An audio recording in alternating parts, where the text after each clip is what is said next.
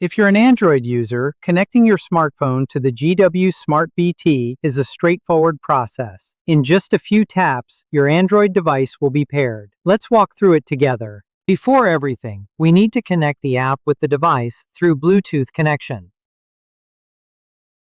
The Passport OBD port are located here. Plug in the GWSMARTBT. We need to turn on the ignition switch, or the VCI box, or the GWSMARTBT cannot be powered. Power on the VCI. We need to allow the permission to change the Bluetooth connectivity and location. Yes, allow all the time. That is it. Now we need to pair with the device. It's connected. Your Android device is now successfully paired with the GWSMARTBT via Bluetooth.